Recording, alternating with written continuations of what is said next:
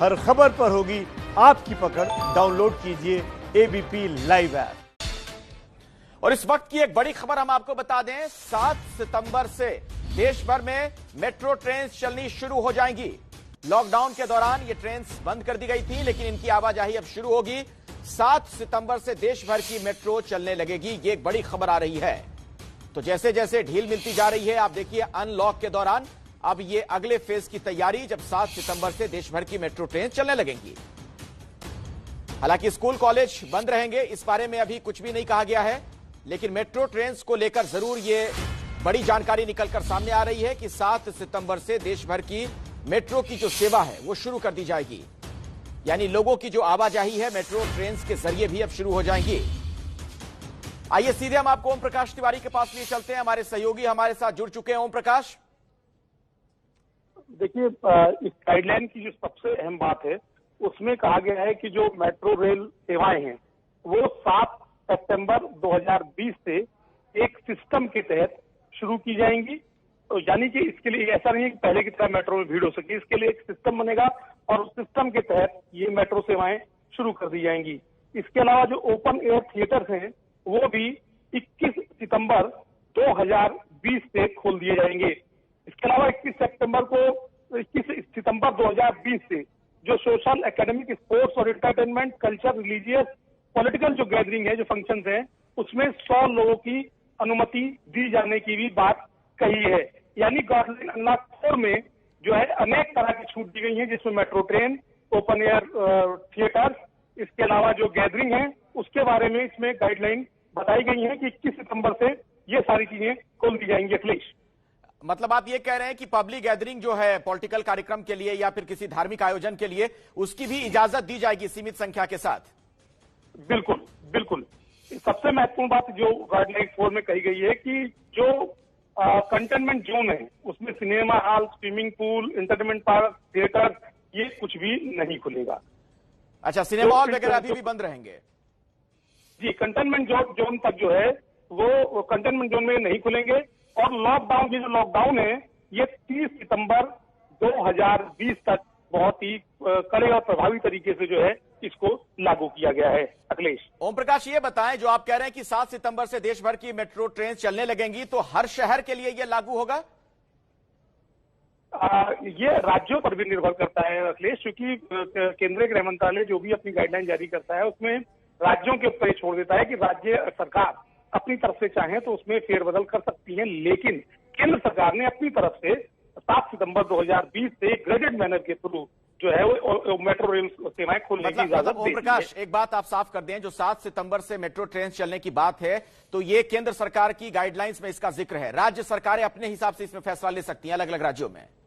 बिल्कुल। देखिए, जहां तक हवाई जहाज चलाने की बात की, जहां तक रेलगाड़ियां चलाने की बात की अखिलेश, इसके पहले भी यही हुआ था कि रेलगाड़ियां चलाने की बात रही हो या हवाई सेवा शुरू करने की बात हो, पश्चिम बंगाल सरकार ने अपने रूल लागू किए थे, महाराष्ट्र गवर्नमेंट ने अपने रूल लागू किए थे। अलग अलग राज्यों ने अपने अपने हिसाब से अपनी सुविधाओं को देखते हुए अपने रूल्स लागू किए थे। लिहाजा केंद्रीय गृह मंत्रालय अपने हर आदेश में इसको कहता रहा है कि उनकी तरफ से इन बातों की छूट दे दी गई है। बाकी राज्य सरकार अपने यहाँ पर अपनी सुविधाओं के हिसाब से फैसला ले सकती है। अखिलेश, थोड़ा सिनेमा हॉल और स्विमिंग पूल को लेकर क्या स्थिति रहेगी उसके बारे में जरा विस्तार से बताइए ओम प्रकाश, क्योंकि आपने उसमें कंटेनमेंट जोन का जिक्र किया। तो मतलब जो कंटेनमेंट जोन में नहीं है, क्या वहां खुल जाएंगे? कंटेनमेंट जोन में ये सुविधाएं नहीं खुलेंगी। कंटेनमेंट जोन में किसी भी तरह की फिलहाल all activities except the following shall be permitted outside containment zone. Cinema hall ये आउटसाइड कंटेनमेंट जोन में, swimming pool outside containment zone में, एंटरटेनमेंट पार्क, मतलब कंटेनमेंट जोन जो है उसमें किसी तरह की कोई सुविधाएं नहीं खुलेंगी। एक चीज और बताएं, जो राजनीतिक रैलियां होती रही हैं उनको लेकर क्या जानकारी मिल रही है, या फिर धार्मिक आयोजन को लेकर क्या वो फिर से दोबारा से हो सकेंगे, और अगर हाँ तो फिर उसके लिए क्या नियम और शर्तें होंगी? बिल्कुल। देखिए, सरकार ने अपने इस रूल में, केंद्रीय गृह मंत्रालय के तरफ से जारी रूल हुए हैं, उसमें साफ तौर पर कहा है कि social gathering, academic gathering, sports, entertainment, culture, religious, political function जो है, जो इनमें 100 लोगों से ज्यादा भाग नहीं ले सकेंगे। और ये 21 सितंबर 2020 से लागू होगा, यानी कल से लागू नहीं है, 20 दिन और लोगों को इंतजार करना होगा। और सरकार ने साफ तौर पर कहा है कि ये जो गैदरिंग होगी इसमें भी जो फेस मास्क है उसको अवश्य पहनना होगा, सोशल डिस्टेंसिंग का ध्यान रखना होगा, प्रॉपर तरीके से थर्मल स्कैनिंग की जाएगी और हाथ वगैरह को सैनिटाइजर भी कराया जाएगा। यानी शर्तों के साथ 100 लोग जो है अब इन गैदरिंग्स में हिस्सा ले सकेंगे। अखिलेश, ओम प्रकाश, मैं दोबारा आपके पास आऊंगा। अपने दर्शकों को जरा बता दें, इस वक्त की यह बड़ी खबर है, गृह मंत्रालय की नई गाइडलाइंस आ गई हैं और उसमें क्या खास है वो मैं आपको सिलसिलेवार तरीके से बता दूं। 7 सितंबर से मेट्रो ट्रेन चलेंगी। 7 सितंबर से मेट्रो ट्रेन को चलाने की इजाजत दे दी गई है। ओपन एयर थिएटर 21 सितंबर से खुलेंगे। सामाजिक, एकेडमिक, खेल, धार्मिक आयोजनों को 21 सितंबर से किया जा सकेगा। 100 लोगों की गैदरिंग से ज्यादा नहीं हो सकेगी, मतलब जो वहां पर भीड़ जमा होगी सिर्फ 100 लोगों को वहां पहुंचने की इजाजत होगी, लेकिन उसमें भी मास्क वगैरह लगाने होंगे और जो सोशल डिस्टेंसिंग के तमाम नियम कायदे हैं उसका पालन करना पड़ेगा। 30 सितंबर तक सभी स्कूल कॉलेज बंद रहेंगे। यह बात भी हम आपके सामने साफ कर दें कि 30 सितंबर तक सभी स्कूल कॉलेज बंद रहेंगे। अभी ओम प्रकाश, इसके अलावा भी कुछ और बड़ी बात नजर आ रही है?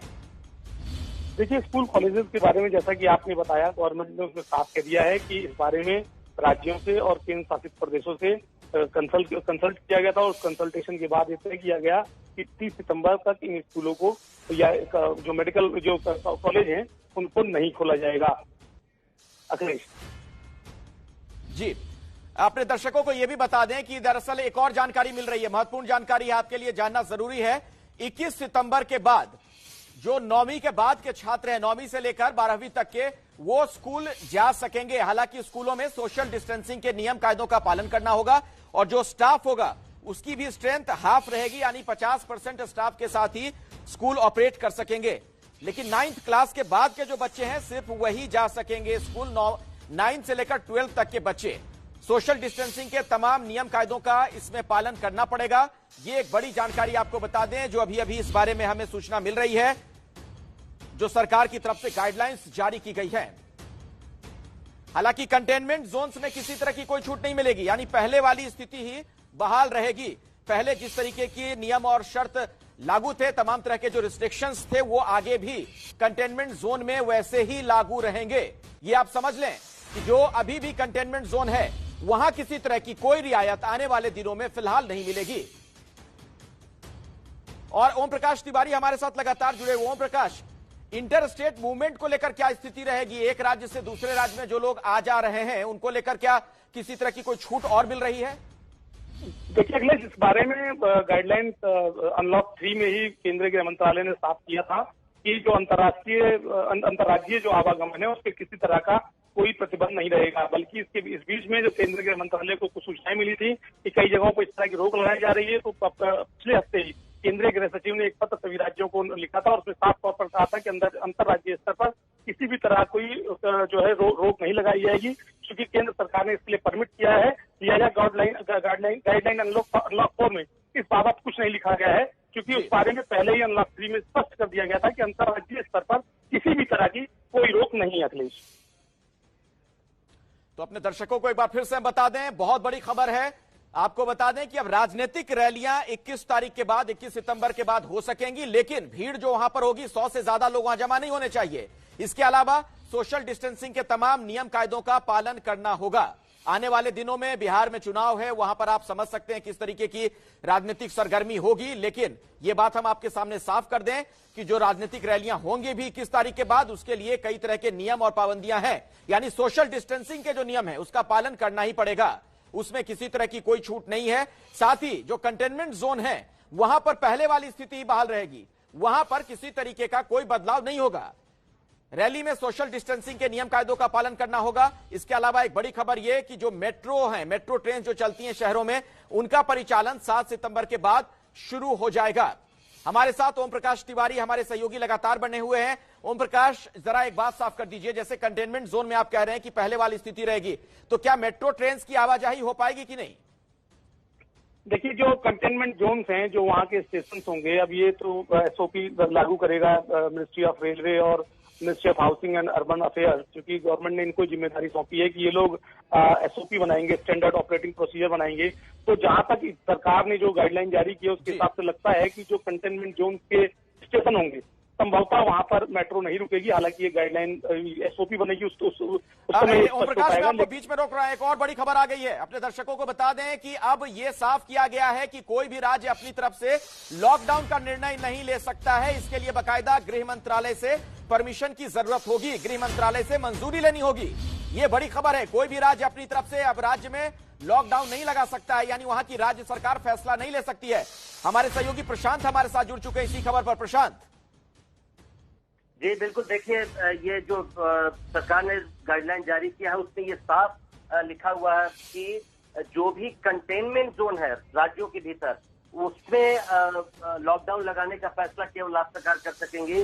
बाकी जिला स्तर पर या पूरे राज्य के स्तर पर जो हम कई राज्यों में हम देख रहे हैं, उत्तर प्रदेश में, पश्चिम बंगाल में कई राज्य सरकारें अपने लेवल पर 2 या 3 दिन की साप्ताहिक एक लॉकडाउन लगाती है। तो ऐसे किसी भी लॉकडाउन को लगाने से पहले राज्यों को, सभी राज्यों को पहले केंद्र सरकार से अनुमति लेनी पड़ेगी। इसका मतलब है कि जो इस तरह के लॉकडाउन लगाए जा रहे हैं राज्यों के स्तर पर वो नहीं लगाए जा सकेंगे। तो ये बहुत बड़ा प्रशांत जरा एक बात साफ कीजिए। प्रशांत जरा ये बताएं, जैसे बिहार सरकार ने लॉकडाउन का फैसला लिया था, पश्चिम बंगाल की सरकार ने, उत्तर प्रदेश में भी वीकेंड लॉकडाउन है, यानी शनिवार रविवार को लॉकडाउन राज्य सरकार लगाती है। तो क्या अब ये लॉकडाउन नहीं लगाए जा सकेंगे जब तक गृह मंत्रालय की हरी झंडी ना हो? बिल्कुल बिल्कुल अखिलेश, इसका मतलब बिल्कुल साफ है कि इस तरह के जो भी लॉकडाउन लगाए जा रहे हैं, अगर जरूरत पड़ेगी, इसमें लिखा हुआ है कि केंद्र सरकार की अनुमति लेनी जरूरी है।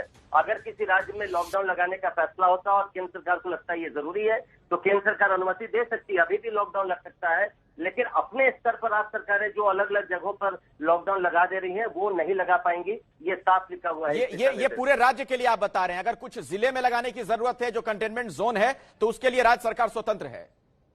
केवल containment zone Akhilesh, containment zone वो डिपेंड करेगा राज्य सरकार पे, जिला कलेक्टर से, जो किस एरिया को कंटेनमेंट जोन बनाते हैं। उसके अलावा जहां भी बिना वो नोटिफाइड होता है कंटेनमेंट जोन, उसको बाकायदा अधिसूचित करना पड़ता है। उसके अलावा कहीं भी अगर लॉकडाउन लगाना पड़ेगा पूरे राज्य में तो केंद्र सरकार की परमिशन जरूरी होगी।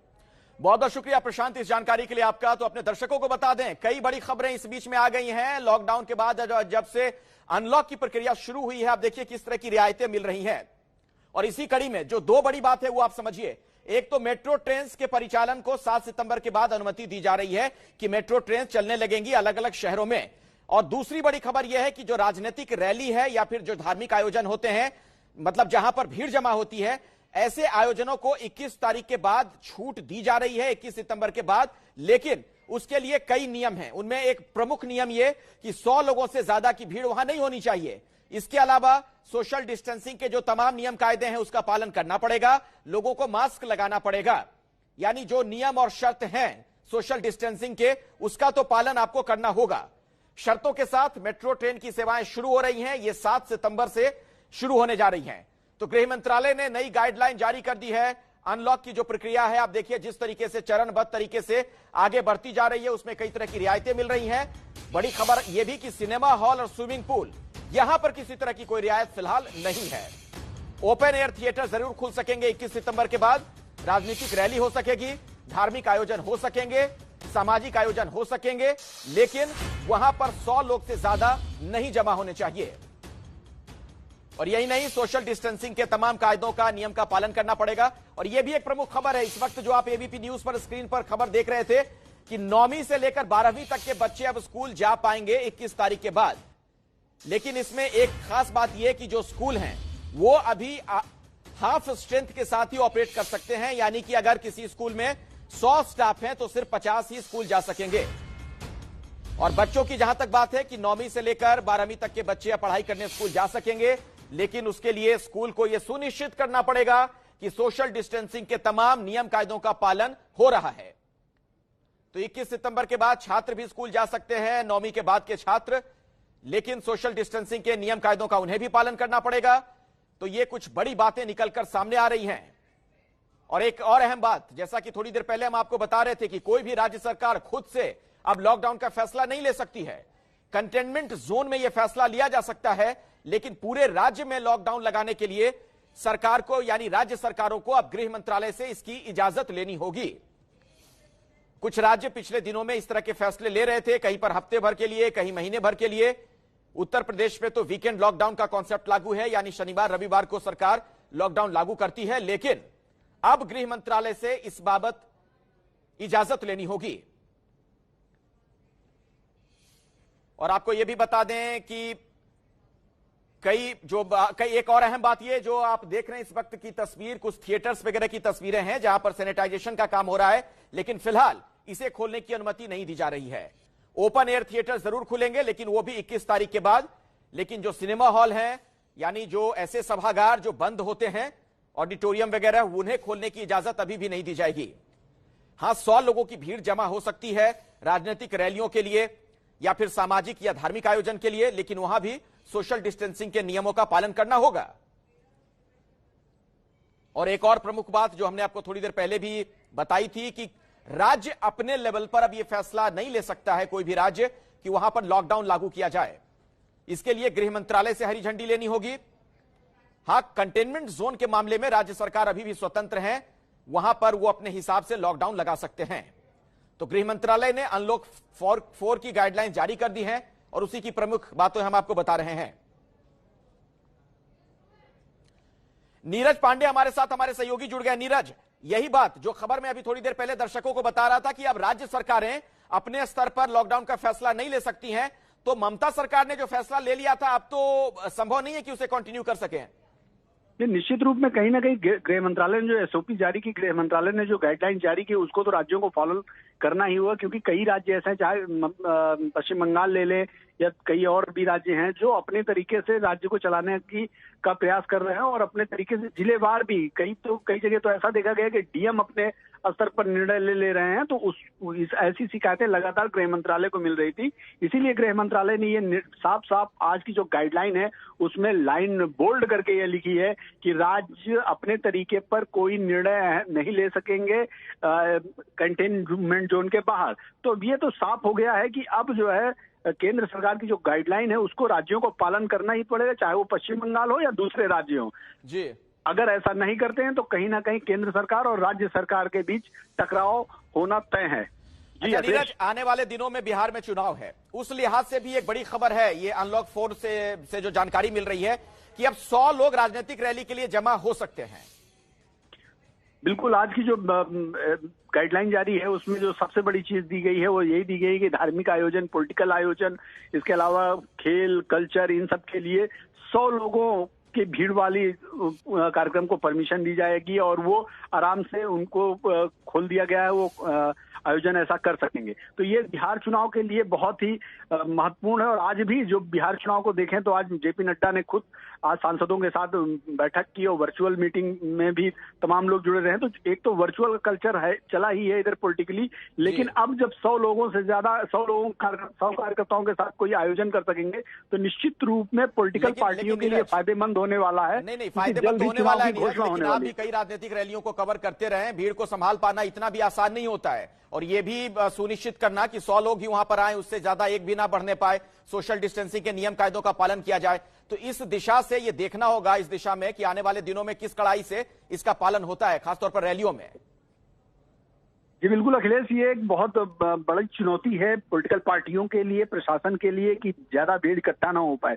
क्योंकि पहले भी गाइडलाइन थी कि 50 लोगों से ज्यादा किसी आयोजन में 50 लोगों से ज्यादा की भीड़ नहीं हो सकती, लेकिन ऐसे तमाम कार्यक्रम देखे गए हैं, ऐसे तमाम आयोजन देखे गए हैं जहां पे 50 की परमिशन होती है लेकिन तमाम लोग इकट्ठा हो जाते हैं, 100 से ज्यादा लोग इकट्ठा हो जाते हैं। ऐसे में अब चूंकि पॉलिटिकल कार्यक्रम है, जब नेता जाएगा कहीं कार्यक्रम करने जाएगा तो कार्यकर्ताओं को रोक पाना बहुत मुश्किल होगा। और ऐसे समय में सबसे बड़ी जो चुनौती होगी प्रशासन के सामने होगी कि गाइडलाइन की जो रूल्स एंड रेगुलेशंस हैं उनको कैसे फॉलो रखें और उनको कैसे पूरा किया जाए। तो ये सारी समस्याएं होंगी और वो आने वाले दिनों में देखने को मिलेगी, क्योंकि बिहार इलेक्शन और बिहार में तमाम ऐसे कार्यकर्ता हैं जो एसओपीज और गाइडलाइंस को मानते नहीं हैं या कहेंगे दरकिनार करेंगे। तो ये चुनौती रहेगी ना सिर्फ पॉलिटिकल पार्टी के लिए। जी आप सही कह रहे हैं नीरज, कई जगहों पर हमने पिछले दिनों में देखा है कि लोग लगता है कि जैसे निश्चिंत हो गए हैं, उन्हें इस बात का इल्म ही नहीं है कि कोरोना का खतरा घटा नहीं है और बढ़ा है, जब से ज्यादा संख्या में लोग घरों से बाहर निकलने लगे हैं।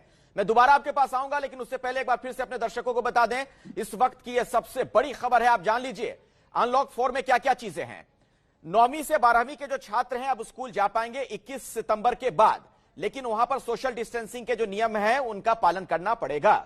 इसके अलावा आपको बताएं अनलॉक 4 में जो गाइडलाइन में बातें हैं उसमें प्रमुख बात क्या है 7 सितंबर से शर्तों के साथ मेट्रो सेवा शुरू हो रही है, यानी मेट्रो ट्रेन का परिचालन शुरू हो जाएगा।